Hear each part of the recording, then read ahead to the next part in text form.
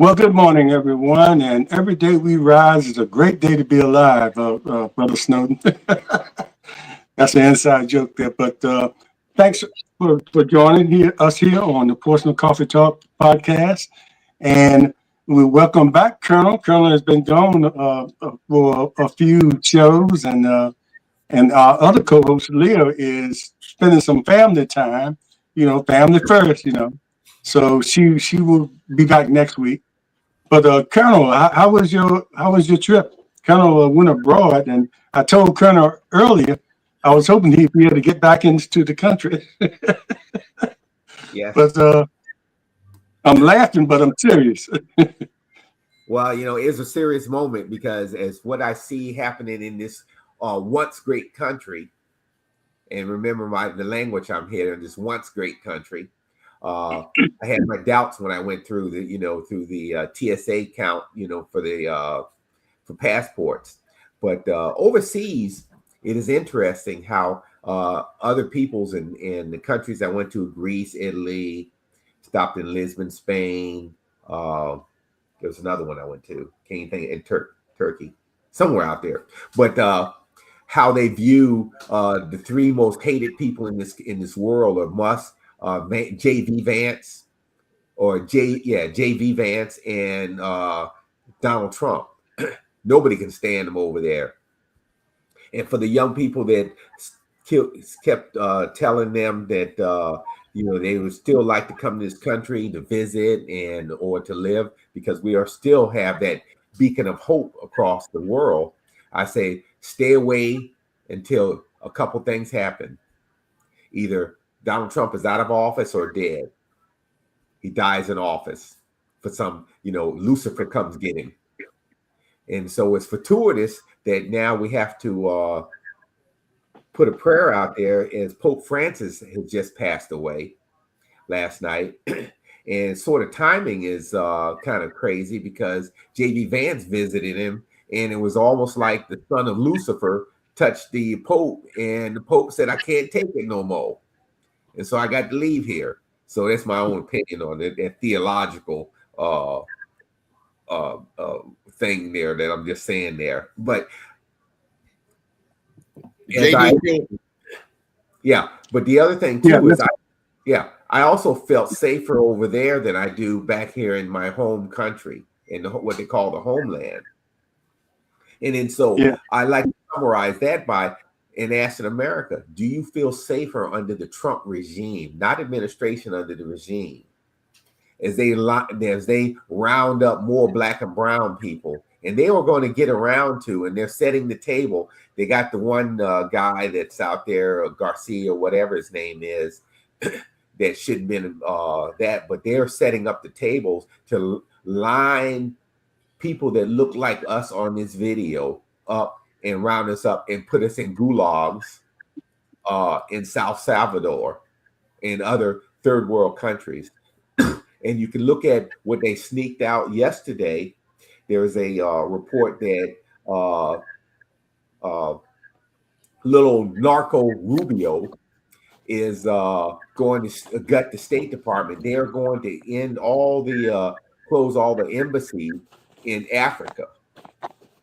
And this is part of their DEI program. And DEI is basically anti black and brown programs or anti-black and brown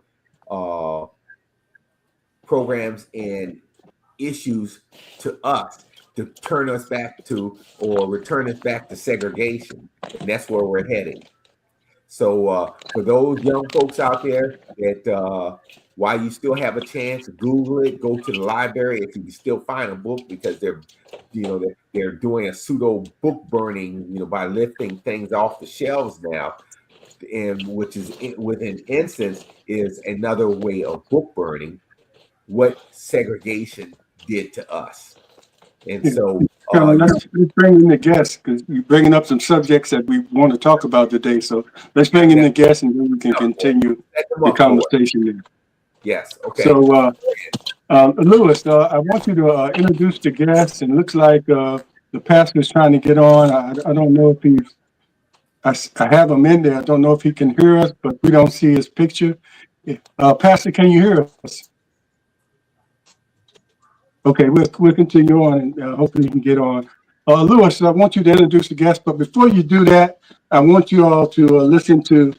I know this is your favorite station, but one of the subjects we'll talk about, and the Colonel just referenced something on Fox News. The U.S. Naval Academy removing nearly 400 books from its library. The step follows the Trump administration's efforts to eliminate material related to diversity, equity, and inclusion. Joey Jones is here to tell us a little bit more. One of our former colleagues, now the Secretary of Defense, put this on his X post. The president's guidance, lawful orders, is clear. No more DEI at Department of Defense. The Pentagon will comply immediately. And so apparently now they've gone through at the Naval Academy and purged 400 books from the library. Your thoughts? Yeah, I don't know if the 400 books are a big deal, but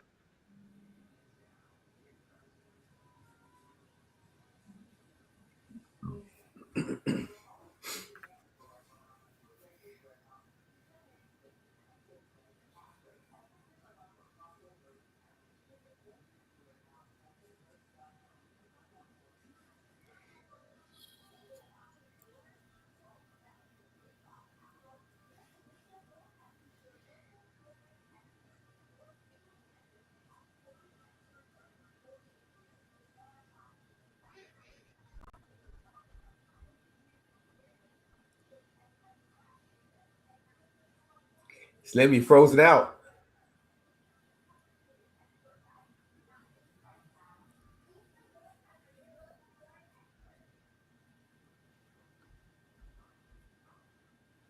So while we have these technical difficulties, so I'll add in one thing here.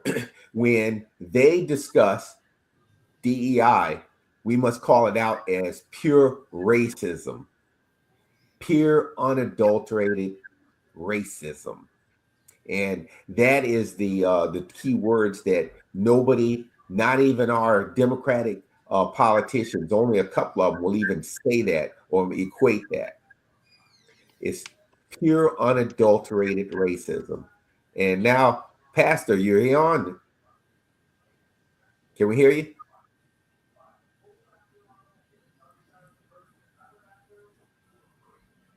Nope, we're off again. So what say you, Carl? I want to thank Lewis for inviting myself and Reverend Tillett on the program to have this discussion with you. And I just want to emphasize to people watching and listening, the narrative is always important.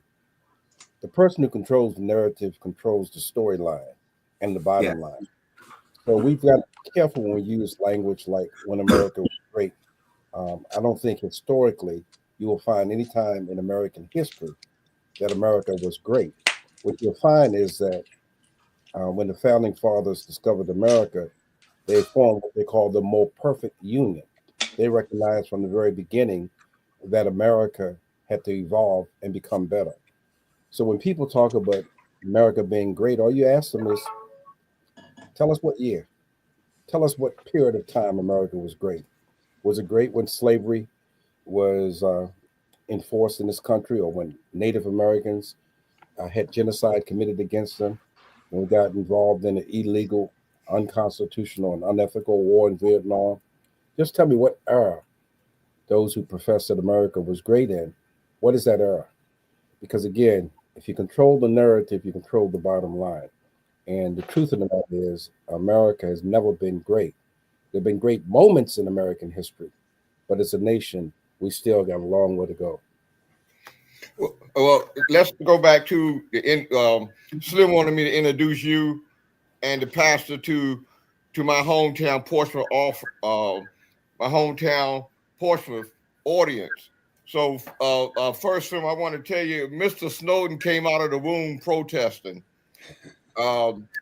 When you and I and our people in Malcolm were trying to save our school, Carl Snowden was having walkouts in Annapolis due to discrimination and teacher harassment at his school. Matter of fact, he was so bad they put him out of school. They sent him to a private school, said, "Get this Negro out of our school. We don't need him and we don't want him anymore." And then they made a mistake of getting him a good private school education. But Mr. Snowden came out of the room protesting, and he's the author of a book. Some people watch clocks, but he watched the time. And this is a book from Mr. Snowden.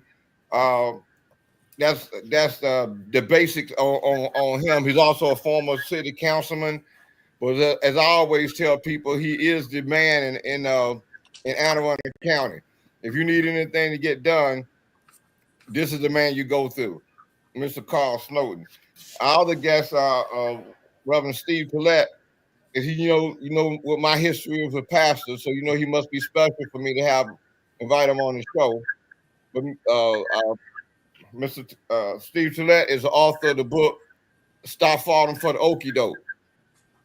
And on an earlier program, I mentioned that he's the one who came out with the bumper stickers with the same title, "Don't Fall for the Okie Doke." Speaking of many things, dealing with economics and politics and everything that we deal with as African Americans, you don't want us to keep falling through the okie doke. Mm-hmm. And Pastor Tollett is one of the few. He's one of those few pastors in every city who have stood up, wrote articles, done programs, had multiple sermons against this evil regime of Donald Trump. So, Carl Snowden is on because he's the premier civil rights activist in the state of Maryland. And Reverend Tollett is on because he is one of those pastors who have spoken up in the face of adversity.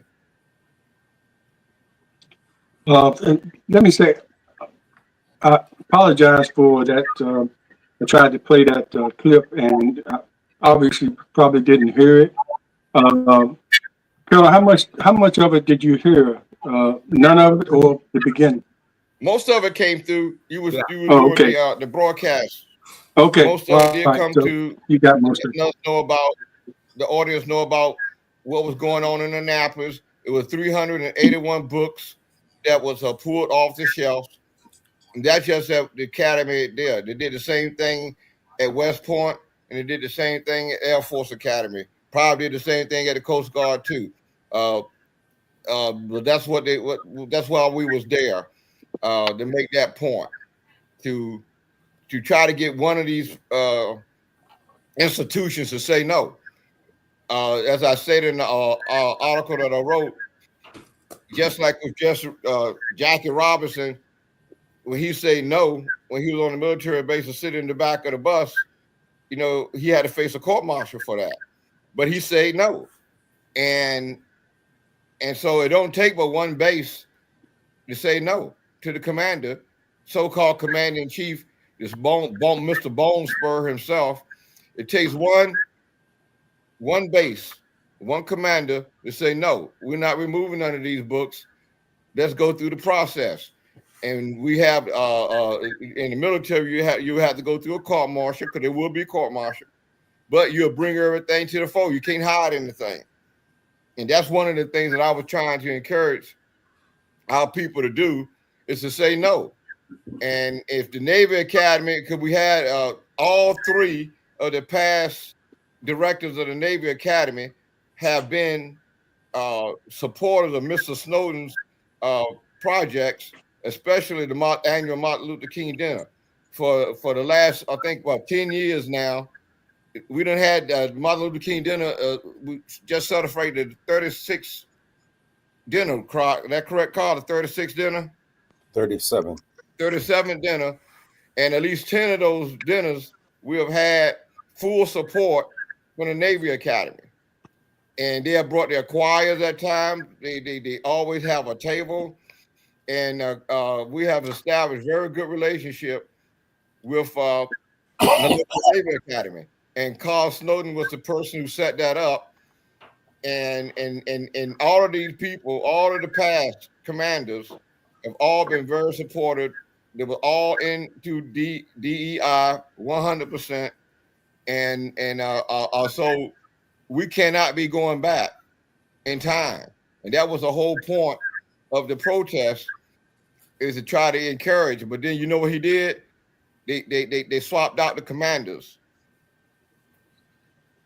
And that tells you something. And Colonel, I understand that y'all had a problem down there in Virginia too. They got rid of the base commander and the chief master sergeant. I don't know what that was about. Maybe they were the ones who say no. But the whole point of the protest in Annapolis at the Naval Academy was to bring attention to the DEI removal of books at the school, removal of DEI programs, and to say no, and to make a national statement about it.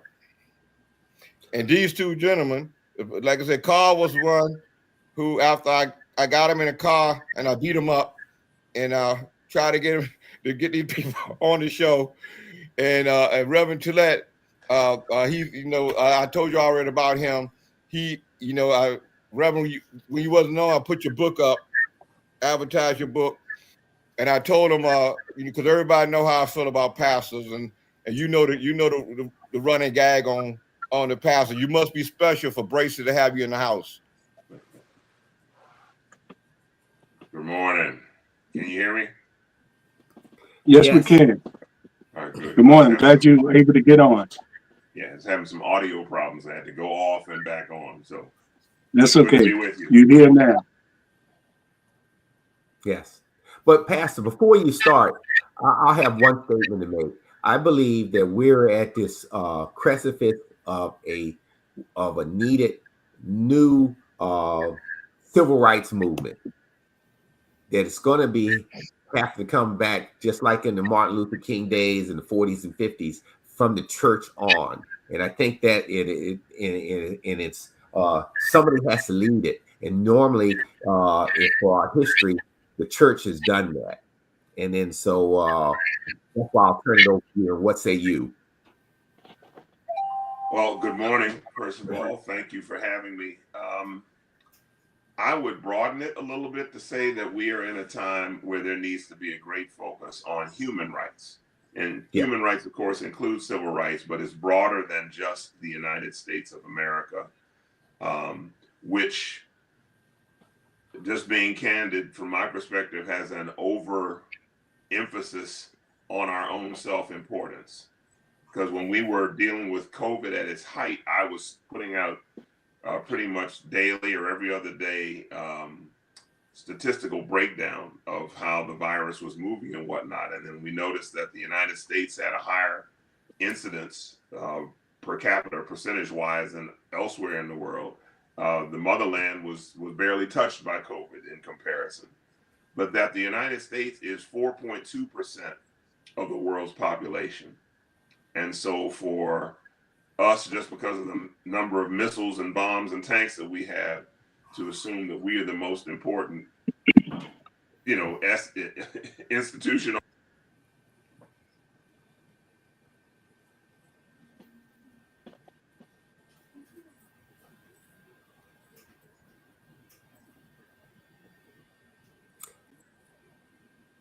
Did we lose the sound? Yes. Yeah. Lost your sound, right, Pastor?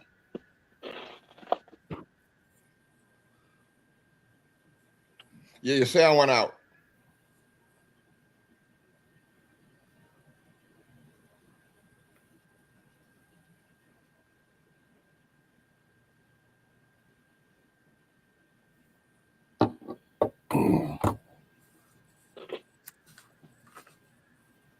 Okay, maybe we can go over, to the Honorable Carl Snowden to sort of piggyback on that. Right. Let me first suggest that we won't have to identify new leaders. New leaders always emerge during a struggle. Martin Luther King Jr. was not a chosen leader. What had happened was there was a movement to produce Dr. King. Let us remember that those we call national civil rights leaders or national leaders, we're about to have some huge changes, both God and Mother Nature and time takes care of a lot of things. For those who don't know, Minister Louis Farrakhan is 91 and 92 years old. The Reverend Jesse Jackson is 83 with failing health. We have Maxine Waters, who's 82 years old. A lot of our leadership have reached an age where they deserve the opportunity to rest. And so new leaders have to emerge. I'm of the opinion that we will see new leaders emerging, as we are, whether it's in Tennessee, where you have a young man, Justin Pearson, who has been very forceful, or in Texas, where you have a good Jasmine Crockett speaking. I'm not concerned that we won't have the leadership that's necessary. What I'm concerned about is whether we have the time. My mother used to say time is not an ally. She lived to be 104 years old. And so it's important that we maximize the time that we have. No one watching this program and no one on this program will be here forever. So how we use the time is going to be absolutely necessary. There is in every book that's ever been written, there's that last line that simply says, if I had more time. And the reality is no one will always have more time. So the time that God has given us, we have to use wisely, prudently, and strategically.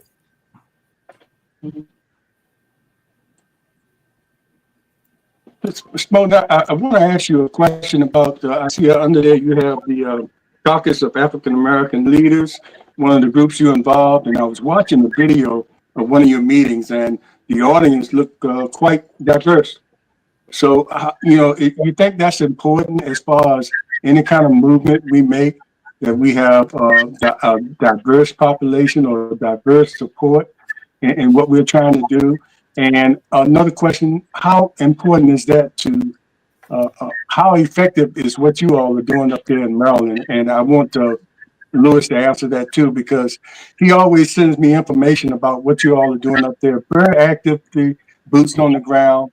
Something I don't see as much here, kind of, but as far as it being effective, showing some kind of solutions, I honestly don't see that because, maybe it needs to be more. But talk about that first question I asked about the diverse group that you had with the caucus and how important that is.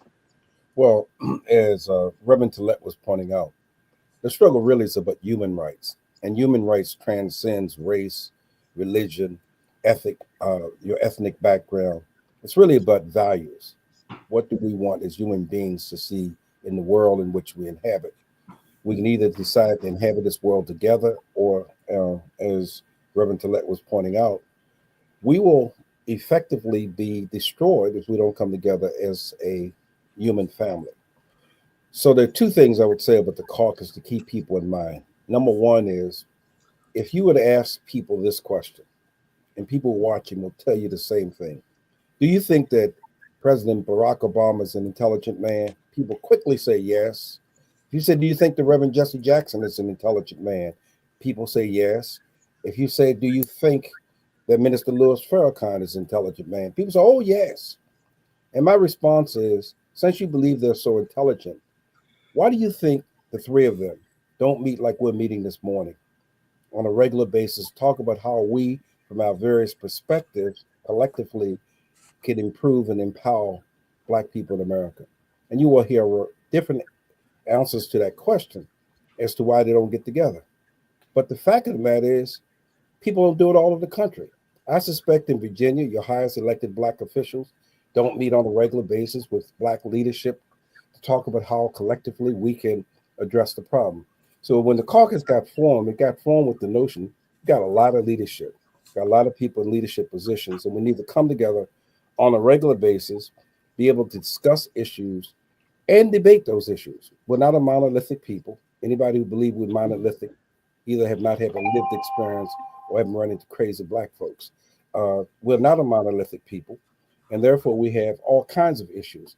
But we've learned that if we can get together, agree on some common principles, we can get a lot of things done. I come out of a generation, as do many of those on this call. I remember when Martin Luther King's birthday wasn't a national holiday. I remember when South Africa was being oppressed. I remember when there was only 12 members of the Legislative Black Caucus, period. Look how far we've come. And we've not come this far by accident. It's because as a community, we got together, we decided what was important, and we changed the world. We literally changed the world.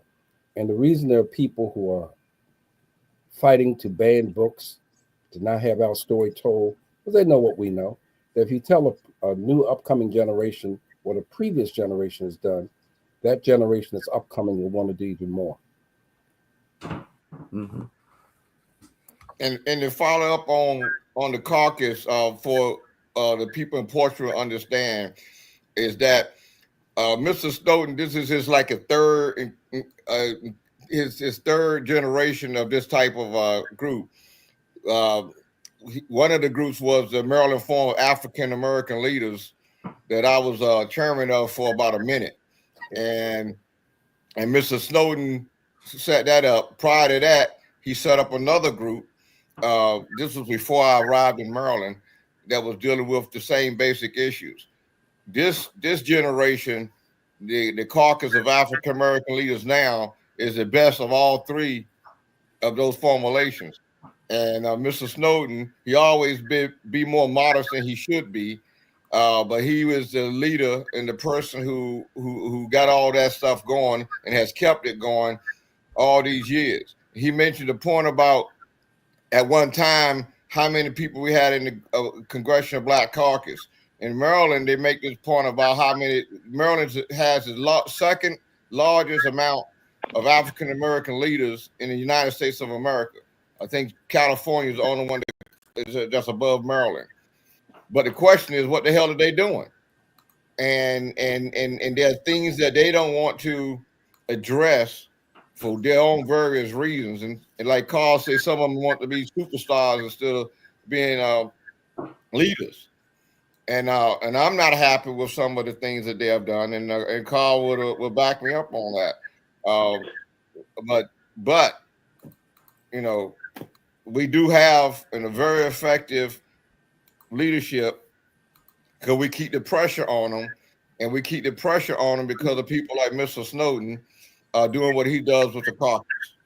And that, you say, you know, I know they have similar groups. I know they have ministerial groups in Portsmouth, and I know we have had our different community groups in Portsmouth that keep pressure on. Slim, you wanted the people to keep pressure on the people, but I don't know currently if they have anything like a caucus that we have here in Anne Arundel County, but it encompasses people from all over the state. Matter of fact, Carl probably got to have a meeting today at 9 o'clock, probably, or something like that. Correct.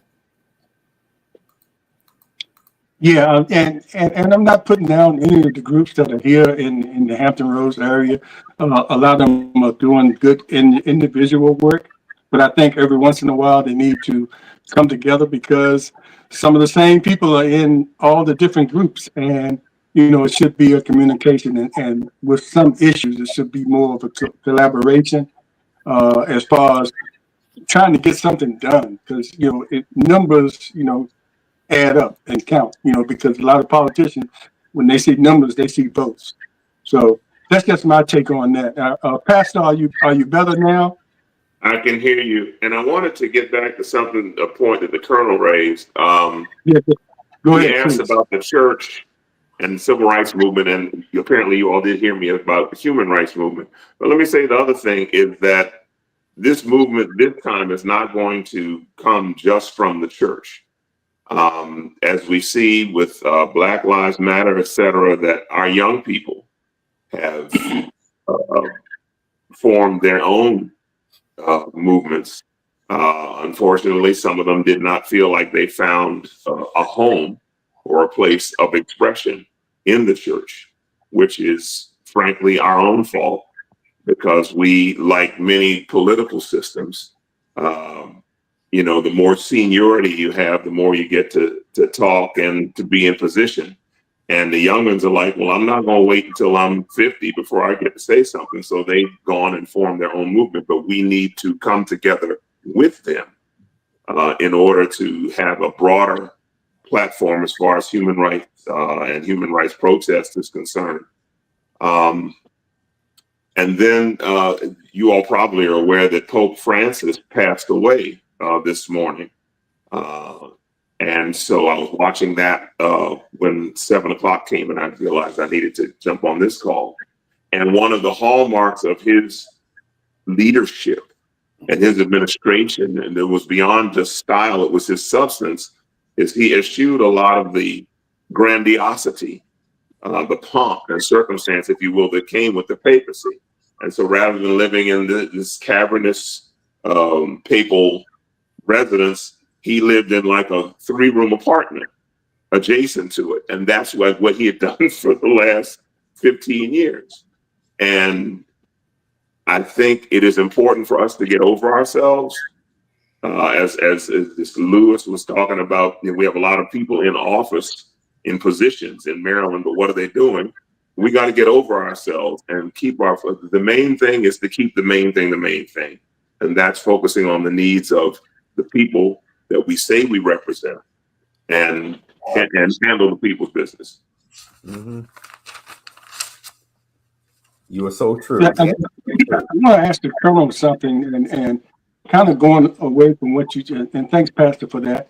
Because there's quite a few military people up here, and I saw something the other day, and the guy was on one of the CNN, and he was ex-military, and he was talking about how important it was for the military to speak up, and a lot of times you can't speak up until you come out of there, and because of what you've seen in the ranks and everything. So, Colonel, because you've been very outspoken since you've been out, and because of the things you've seen and the travels you made, and I saw something that up there in Maryland, that again I don't see as much here as the veterans coming together like you all did to protest. Even had a friend of mine from here, a young lady that traveled up there to be a part of it because she was a vet. And I was thinking, why did she have to travel up there to get involved? Should be something here. But Colonel, it's important for the vets to speak out because of what they've been through as far as military, 36, sometimes 40 years, things like that. Yes, it is important. But for those on active duty, these are unprecedented times because we have such a, since this regime is so bent on controlling the narrative, they have a zero tolerance policy on any dissent. It's like they are the dictatorship. And before, even if you could express yourself, or in long as you didn't talk about the commander in chief or go too far off the regulations, you can at least discuss stuff amongst yourselves. They have created this regime has created an atmosphere where, just like in during Adolf Hitler's time, where they encourage people to rat on you, and then your career is done. For an innuendo, you are fired as a commander because you disagree with a policy, not because you didn't go and didn't try to enforce the policy by regulation, just because you disagree. And so this dictatorship over the military is gone off the chain. So now, getting back to the civilian veterans organizations like American Legions or the American Disability, I can't think of the name of it, but for the disability, those folks or those big organizations have been a complete failure because they are just going along to get along, and they do nothing other than try to put their agenda around and try to shape policy amongst people that don't really care about the military, meaning the Republican Party, who are in office.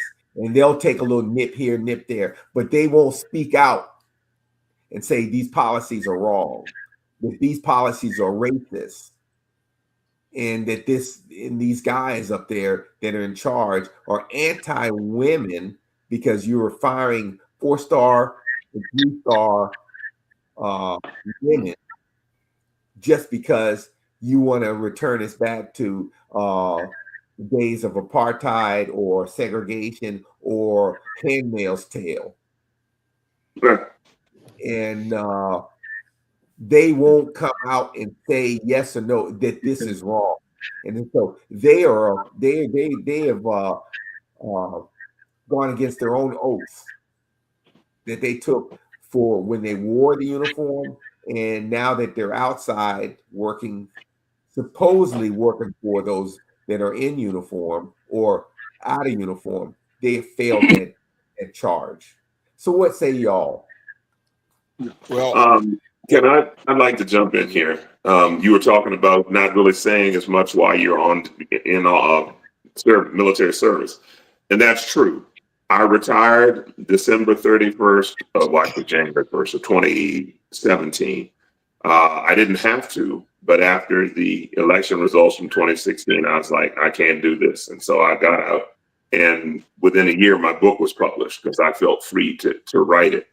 But what the Colonel was saying about the return, it's like if the room is all white, then things must be okay. And it's like, you have somebody who rose to the rank of major in the military. So the Secretary of Defense, SecDef, did serve, but he's no more qualified to be Secretary of Defense than I am. I'm probably more qualified than he is. And so what's happening is they're so obsessed with whitewashing history and taking brown people out, taking women out, that they have a true DEI administration. Didn't earn it. And so you have people who are unqualified serving in these positions, and they keep screwing up. I don't know if you all heard that Hegseth has done it again, that he was communicating messages about whatever was going on in Yemen and the Houthis, and his wife and his personal lawyer were in on the transmission. And, you know, some folks will say, well, he must have been drunk again. Whatever the explanation is, Lloyd Austin, 4-star general, Lloyd Austin, former Secretary of Defense, would never have made that mistake. Right. Okay. None of his predecessors would have made that mistake. Dick Cheney, as Secretary of Defense, wouldn't have made that mistake. But this guy is, and this whole DEI didn't earn it team are running us aground, and it's a problem. Mm-hmm. And I would like to add on to that part about Slim, when you were saying how that hadn't been done in our area, our hometown, Norfolk and Portland, and that whole area. I would like to encourage y'all to try to do what we did here in Annapolis. And I'm really discouraged that I'm not saying that it didn't happen. I believe that if it had happened, you would have heard about it. People have heard about what we did. So I would have to go on a limb and say no one else has done what we've done in the nation. And I think that's disgusting. You know, we got the largest neighbor base on the East Coast there. I think I like to encourage y'all to do that, to bring more attention to this. And it's really discouraging. And, you know, Carl and the Reverend know what I think about the American Legion, especially locally. I have zero respect for any of them, because I personally have went to over 24 American Legions to try to get them to do certain things over the past number of years. And they never wanted to do anything. As I said, all y'all want to do around here is drink and have and try to mess with these young girls. What else? What are y'all doing? Oh, we do 2 parades a year, and we have a clothing drive, and we do the tour drive every year. And that's why I got out. They don't want to do anything. And when you ask them to commit, like they didn't even commit to what we did. We had other veterans that came to support what we did. We right there, and I'm calling you out. Post 141. You didn't do a damn thing. But Lewis, all the other black legions in the area, you didn't do a damn thing. Now, and you were all invited. So, and because they use excuses. Well, like one of the commanders say, Well, some of our guys here getting benefits and they don't want to be seen on TV because they worry their benefits might get taken from them. Man, some of these guys 80 years old. Come on now. So I'm one of those people who have zero tolerance and using the excuse that, oh, I'm in the military or I was in the military. I protested the whole time I was in the military.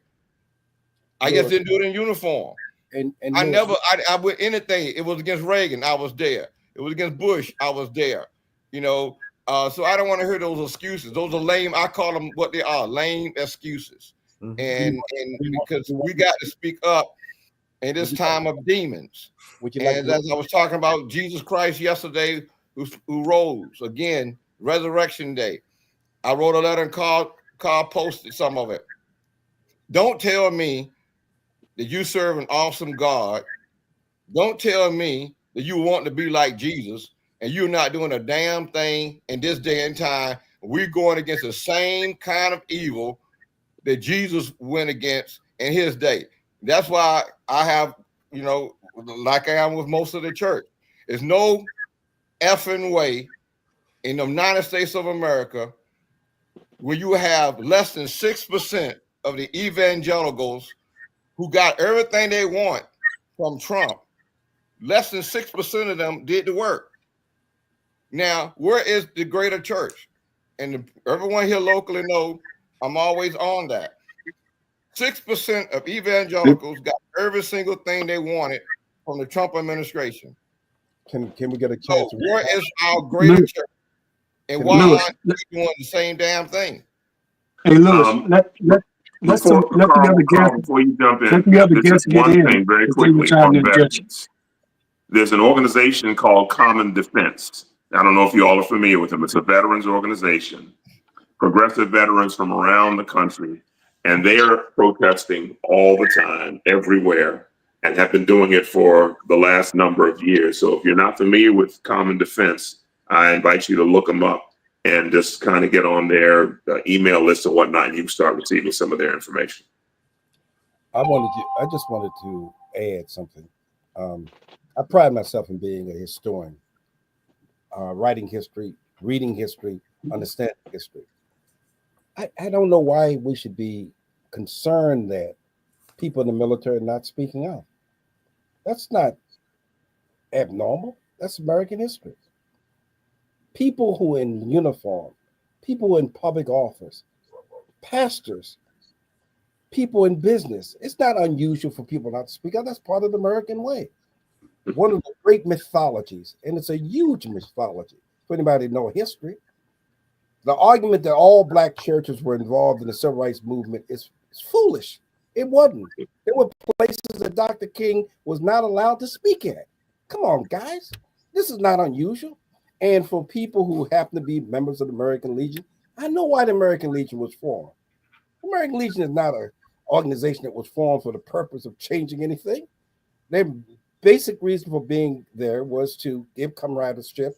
Lewis had made the mention of picking up young women. Well, maybe that's partly true, but that wasn't the only reason they came together to have a beer and a drink and all that. I just would strongly recommend the people who are watching the program understand where we are and what time we are in. And here's the best example I can give. And I tell this to any and anybody that will listen. If you ask the average person, why did Harris lose the election? You come up with the kind of narrative that Lewis just said, well, the evangelist did the job. Or you'll hear people say she didn't campaign right. Poppycock. There's one reason she did not win the election. Just one. And nobody wanted to deal with it. And the way I illustrate this point is to ask anybody on this line, who do you think was the most revered African-American leader in history, living or dead? And you quickly hear people say things like Martin Luther King Jr. was revered. Some will go back and say Harriet Tubman or Frederick Douglass or whoever they think was great. And then I ask this question. If Martin Luther King Jr. was running for president of the United States, had 34 felonies, and had been found liable for sexually assaulting a white woman, could he got elected? And the answer is no. But guess what? No black person could get elected under those circumstances. Harris was a black woman. And so the reality is the reason she lost the election, which nobody wants to talk about, is racism, pure and simple, as well as sexism. There were white women, since people want to call people, I'll just go back and look at the data. White women, a majority of them voted for the man who sexually assaulted another white woman. What does that say about white women? The majority of them. If people pay attention and look at the data, and this is the part that nobody's going to like, but it's a reality. Do you know that less black people turned out to vote than in the previous election? Not more, less black people. Less black people voted for Harris than they voted for Biden. So the problem is not on others, it's on us. There are things that we can and we should be doing, we're not. And then lastly, I just want to share this. And I want to particularly talk to people who work for government, people who are in the military, people who are in vulnerable positions. Listen to me. These are dangerous times. This is no joke. When we were starting this conversation, we had this technical interruption. Many of you just believe that things just happen. You'd be surprised how much people are paying attention to these kind of discussions that's going on, who are monitoring these discussions, who are taking the point of trying to figure out who they have to be watching out for. And there are things that's going on right now that nobody's paying attention to. People are collecting data. Do anybody have any idea? Have it even dawned on anybody? Why is Elon Musk interested in all the people who receive Social Security in this country? Nobody asked the question, why? Why was he given access to top classified data that even those of us on this line couldn't get to? Colonel, you couldn't see some of the stuff that he was able to see. There's a reason for that. And when we use the language I'm about to use, people get all upset, but it's history. We're watching fascism take place in America, and we got to call it out for what it is. Lastly, I'll end with this point. The late Joe Madison, a man I greatly admire, used to say two things, and I want people to hear what he said very clearly. He said these two things. Now that you've heard about all the problems that we're confronted with, what are you going to do about it? Not what the he's going to do about it, not what the church is going to do about it, not what the caucus is going to do about it, but what are you going to do about it? Because what he was understanding very clearly is this is a responsibility of all of us. And if you can complain the NAACP or Jesse Jackson or somebody else for not doing anything, it's just an excuse on your part to do nothing. What are you doing? As much as Lewis and I may disagree on some things, and we do, I admire the fact that he has the courage of his conviction. There are not many people that do that. I know people who are in position right now who know things are going wrong and they don't open their mouth. They haven't said a word. And I call them out. I know Quais Nfume. I told Lewis this. Quais Nfume is our congressperson from Maryland, who's an African-American, been in Congress, been the head of the NAACP, et cetera. And my question to Quais Nfume, why have you not called a town meeting, brought all the black folks together like your predecessor, Perry Mitchell, would have done? And the answer is, there's a price to be paid. A lot of you don't follow history. None of you really realize a lot of things that go on right in front of your eyes. You think the government don't know, but the Reverend the government don't know, but the Reverend Al Sharpton, y'all forgot all about the fact that that this wiretap on him and he worked for people. You forget that stuff. Some of you have no idea when I tell you what I'm about to tell you. You'll be shocked. You think Reverend Minister Louis Farrakhan the most revolutionary, dangerous man in the world. Then I ask you this question. Why did Bill Clinton give him a personal letter of commendation? Why did he serve as the person that took messages to Gaddafi on behalf of the United States government? We've got to start paying attention to our history and pay attention to people who purport to speak for us. And so the last thing he said, he being Joe Madison, take the time to read and think. And I ask people on this call, but most people have not done this. In Maryland, for the first time in Maryland's history, Jews formed a caucus. It's called the Jewish Caucus. And when I ask people, members of the Legislative Black Caucus, what is the significance of that? Why did Jews form a caucus in Maryland? Why? Jews have been governor. Marvin Mandel was Jewish. Jews have been the head, been Maryland comptroller. Louis Goldstein, Brooke Lieberman. The attorney general, I worked for him, was Jewish. A guy named Doug Gans. And before him, there were other Jews that served. So why would it be necessary for Jews to form a caucus when they've occupied every major statewide organization in America? And in Maryland, rather. And the answer is Jews, when they formed their Jewish coalition, put in print why they came together. And most people, well, elitists, if you ask them why did Jews form a caucus, they can't explain it to you. They have no idea. None.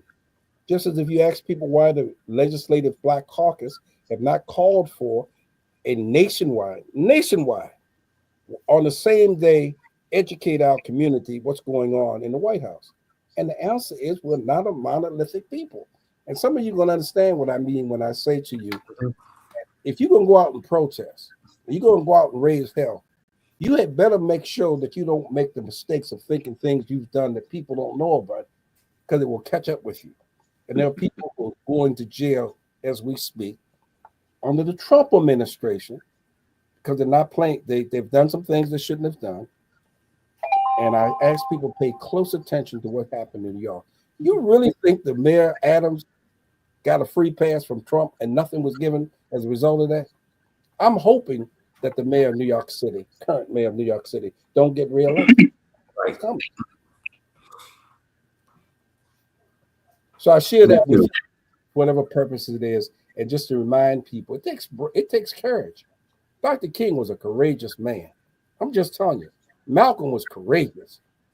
I'm telling you, what we're seeing today is not profiles of courage. Mm-hmm. Most of our leadership is paid for by corporate dollars. Nobody want to hear that, but that's true. They can't say certain things. That's why those of us who are outside the room, who God has given the ability to be able to say things that others can't say. And I don't knock them. I understand their role. They're going to do what they can do as long as they can do it. But I would never depend on Black elected officials being the forefront of the civil rights movement. It never happened in the past, and it will never happen today. When you're a politician, your first goal is get reelected. And if that means keeping your mouth shut, it means you won't say anything. Now, Carl, let me say something. I just want to piggyback on it real quick.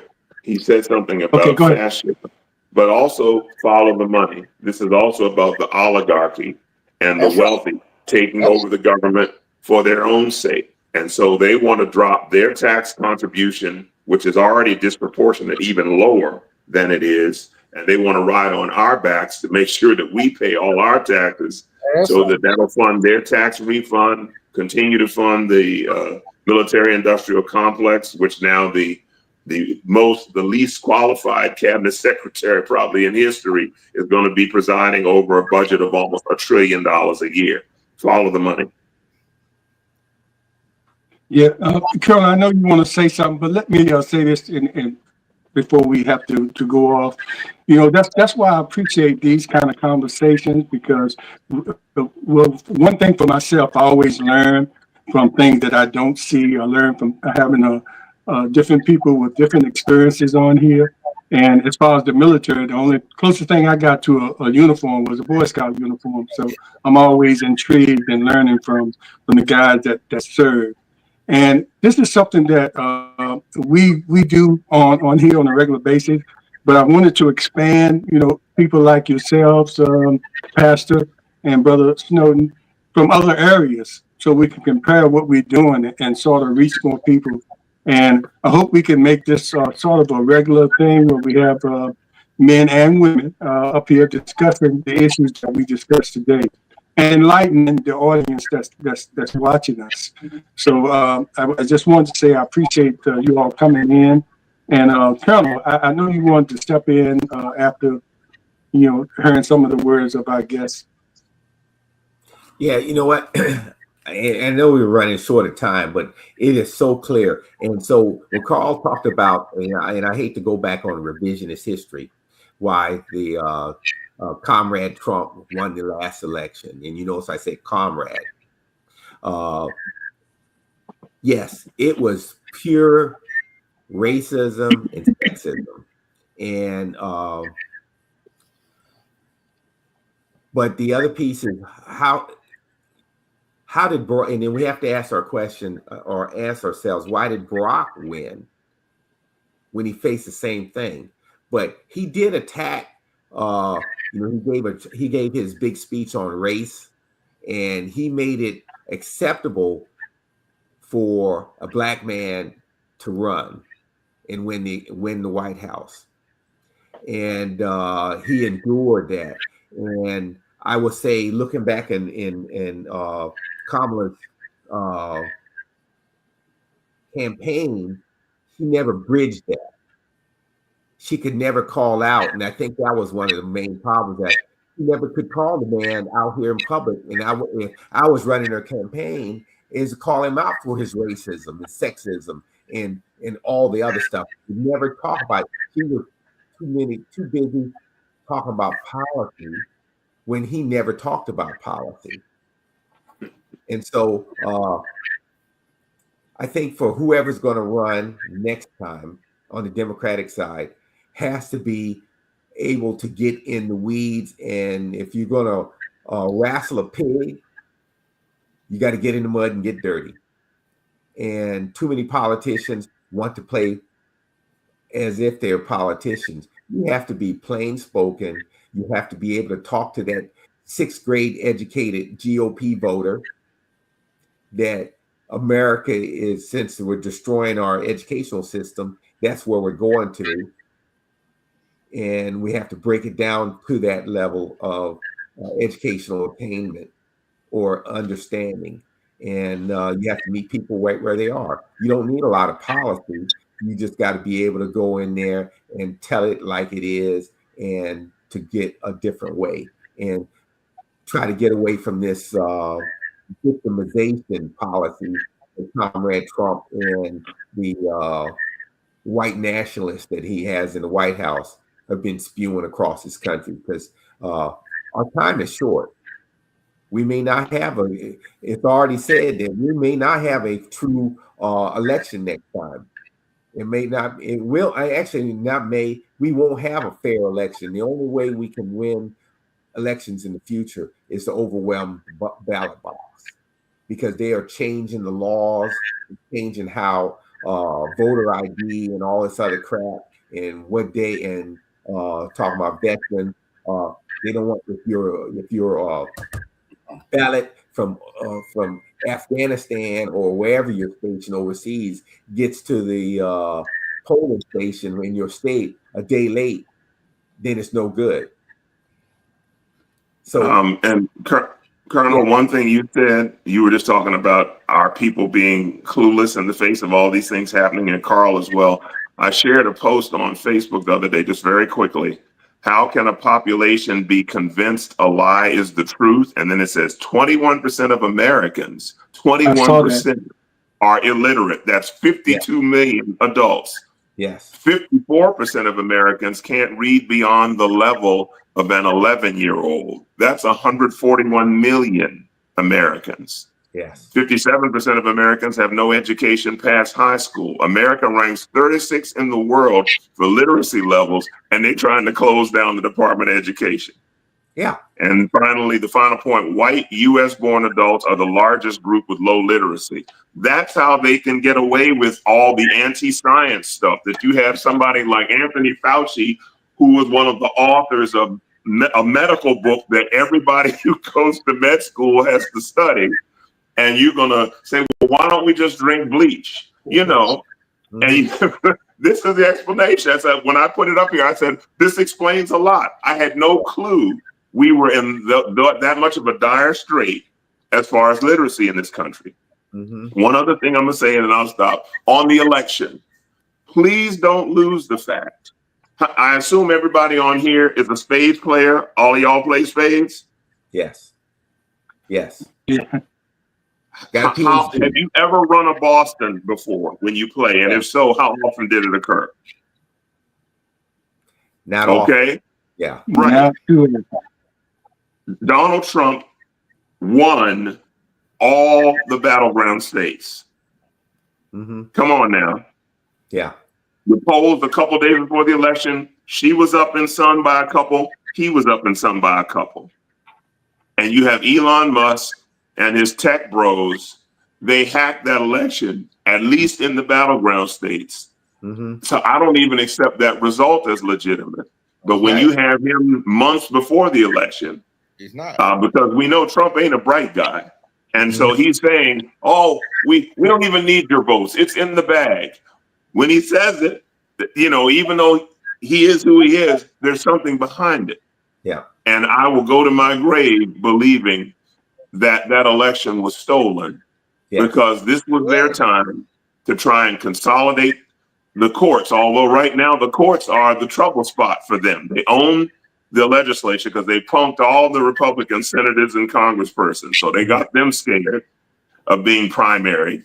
But the judiciary is still the wild card. And so now they're just deciding they're going to ignore judicial decisions.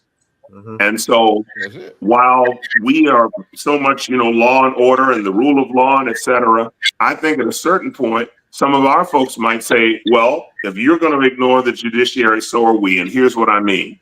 Right now, they're coming for educational institutions. And so Harvard has the benefit of having a $52 billion endowment. So they can say, fine, we'll pay for it ourselves because they can afford to do it.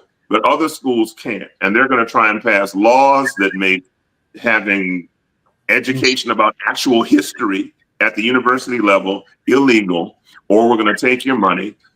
And what some universities are going to just have to say is, you know what? That's a ridiculous ruling. We're not going to abide by it. We have to fight the fight that's being fought, and not do like Michael Steele, my friend, former Lieutenant Governor of Maryland, Republican. We were on the Livonia Perryman talk show in Detroit a few years ago, and I said the problem is that the Democrats are going into a knife fight with a butter knife, and he said, no, Rev, the Democrats are going into a knife fight with their hands in their pockets. We got to stop playing games and fight the fight that needs to be fought. Yes. Yes. Slim, if I could just say this, for people watching, because I understand who we are as a people, we got to slow down and pay attention. And there was something that was said earlier, and I want to underscore something. And I want to challenge people, including those on this call. Just Google this. Somebody should really be asking the question, particularly in our political intelligentsia, this is what we're supposed to be about. We're supposed to be so astute and so smart. I come back to what I said about Jews in Maryland. Why is it in Maryland, African Americans, as Lewis pointed out, we got 55 members of the Maryland General Assembly, and we formed the Black Caucus, and we gave the reason why. There are only 20 Jews in the Maryland General Assembly. Would somebody just take the time and read why they said they formed their caucus? Because in my opinion, the reason they formed that caucus is the same reason we should be doing our caucuses all over the nation, including in Virginia. People need to slow down and pay attention to what is happening right in front of their eyes. Too many of us see the news, just glance over it, and don't pay attention. I said something else earlier, and I just want people to begin to slow down. Reverend Tillett made a point about being able to read. And it's true, there are a lot of illiterate people in America. But there are a lot of people, if you just got them to slow down a little bit, pick up the right books, begin to think and ask certain questions, they'll be able to answer certain questions. If those of you who have this, it's called a cell phone.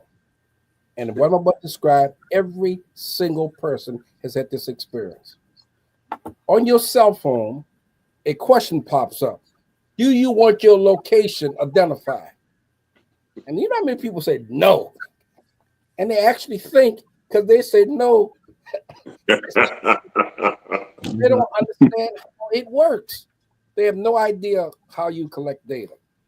And so as we begin to focus upon what's really happening in America, what is really happening, I go back to the final point I want to make, which is made by, again, the late Joe Madison, who I have a tremendous respect for. Joe Madison said we should not pass the torch. You've heard that symbolism, pass the torch. He said, no, don't pass the torch. Light another generation's torch. You're going to need your torch. Elders are going to need to understand what's going on. Yeah. And those of us who've been around long enough can say what I have to say. But their members of Congress cannot say what I can say. But I know certain things. I'm not being braggadocious. I just know it. I knew who killed Martin Luther King Jr., and I know why they killed Martin Luther King Jr. You talked about diversity earlier. Dr. King understood the nature of the humanity coming together, and they killed him because he understood what war really means.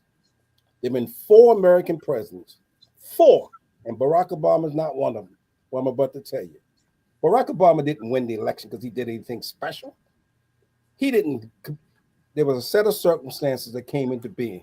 Had those circumstances not occurred, we were under crisis, a major crisis, economic crisis. White people were hurt. People forget what really happened with the whole Bush banking crisis and Barack Obama's presidency. But the 2 things I wanted to just stress, really make people understand this. Number one, we are not a monolithic community. Once we understand that, we got it. If I were to ask those of you who are watching in Virginia this question, I know you don't know the answer. No Black person in Virginia know the answer to this question I'm going to ask. How many Black multimillionaires are there in the state of Virginia? Who asked your Black legislators? They don't know.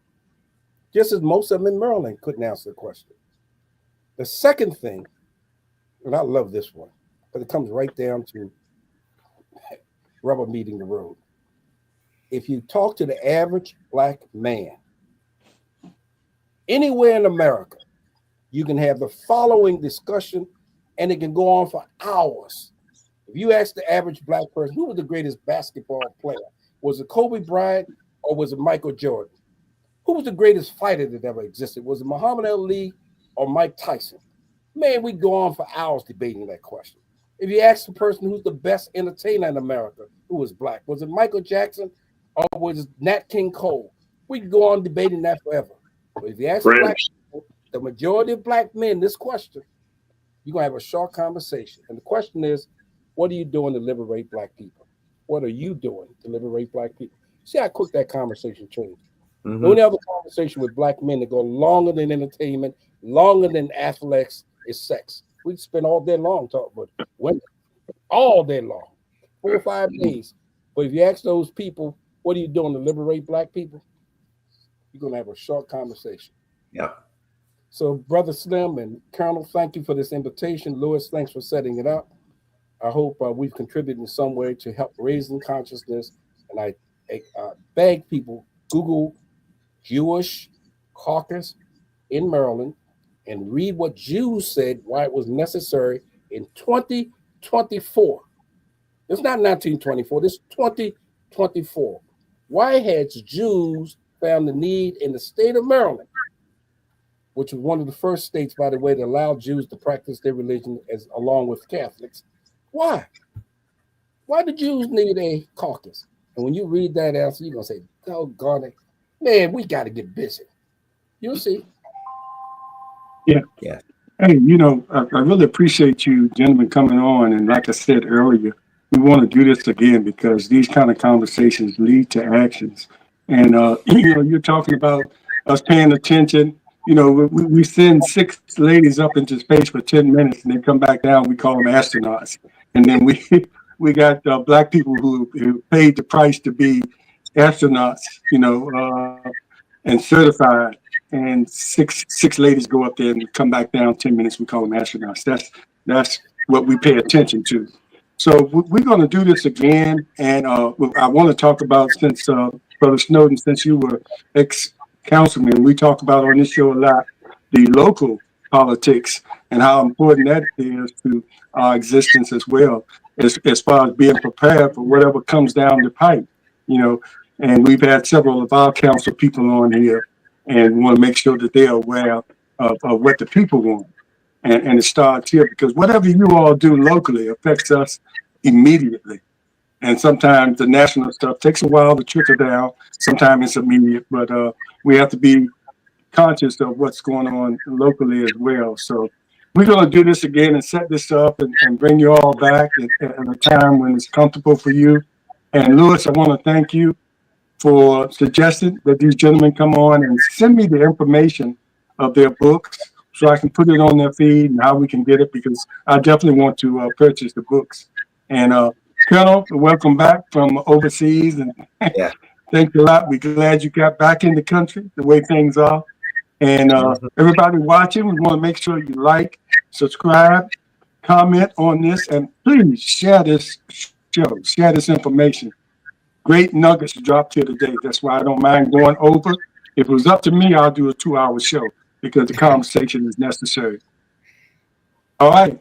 If there's no more, anybody have any last comments they want to make? We want to give you that. Lewis, I know you have something. My brother. I want to let the people in Maryland know about, especially our two guests, Brother Snowden. This is Mr. Overton, Slim Overton. If you look at the picture behind him, that's his father. His father was the first black judge in Portsmouth, Virginia. Wow. His father was a leader in all the political stuff that happened in Portsmouth. His father was one of the key players in almost everything that happened. And his father was one of the first person who corrected my English. and Slim and the Colonel, I want y'all to see something that my father, and I also Slim's father, he said, don't hang around stupid people. And you see the two people that I brought on, the kind of people that I hang around. Indeed. I hung around Overton because my father say Overton is a smart boy. You need to hang around people like Overton, and a friend of ours named Moss down the street. You need to hang around people like that. My father, the key thing that I'm going to leave with today, don't hang around stupid people. Carl Snowden, Reverend Steve Tillett, these are the kind of people I hang around. And these are the kind of people our young people need to understand. Don't hang around stupid people. All I would say is I love Carl's point about don't lose this. It's not about passing the torch. It's about lighting other torches, because everybody's not going to approach it the same way we do. And again, as far as civil rights and human rights movements and the church is concerned, the church has been behind the curve on a lot of things, as you know. Whether it's, for some reason, the black church can be perceived as being anti-woman. What black church could survive without black women? Okay, so anti-woman, or they are anti to the identities and struggles of some of their members, especially in the younger generations. And how are you going to have a ministry that is relevant in your community, and you are just writing off large groups of people? You know, and I'm not saying that the LGBTQ is a huge group, but it is, they're your kids, they're your grandkids. You're writing them off, you're writing women off, and then being obsessed with money and the pomp and circumstance and titles. We got more folk with more titles. It's like, just do the work. Again, that's why I'm mourning today the passing of Pope Francis, because, and I didn't agree with him on everything, but for everything else, he was a man of his convictions, and humility mattered to him. More, you know, so let's be about more substance than style. And I don't have to ride, you know, y'all show up in your limos, I'm gonna show up in my little Yugo or whatever he was riding in, and just be about the people. And so, yeah, light as many torches as you can, because we're gonna need them all in this darkness. And the last thing I'd like to quote Malcolm X as saying, and I love Malcolm. For those who don't know it, I credit Malcolm X with literally saving my life. I probably wouldn't be here having this discussion had it not been for Malcolm X. He literally saved my life. But one of the things Malcolm said, and he used to say this so well, Malcolm said, I'm going to tell you the truth whether you like it or not. And that's what we need to do. Just be truth tellers.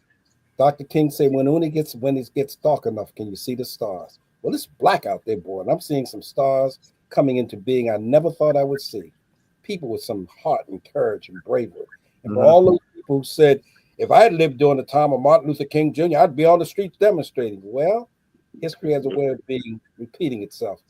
Yes. I want to see who's on the street demonstrating, who's on the street defying a president who, in my humble opinion, is worse than any president we've ever had. Yes. Because not only is he stupid, he's dangerous. And Yes.